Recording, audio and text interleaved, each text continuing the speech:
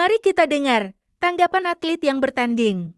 Halo Sobat Polri, saya saat ini sedang bersama Faris, salah satu atlet dari ajang kejuaraan badminton Kapolda Aceh Cup tahun 2025. Baik Faris, apa bisa disebutkan dalam rangka apa nih mengikuti kejuaraan ini?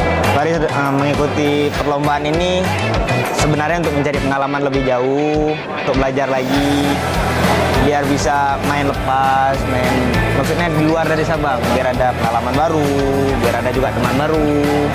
Itu dari Faris, kalau menurut Faris itu. Baik. Bisa disebutkan apa saja tanggapannya dari ajang yang telah digelar oleh Kapolda Aceh ini?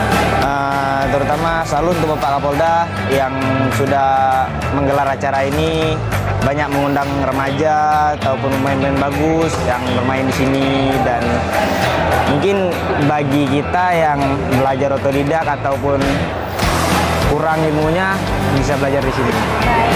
Setelah kita dengar bersama apa saja tanggapan dari salah satu atlet yang mengikuti kejuaraan badminton Kapolda Aceh Cup tahun 2025.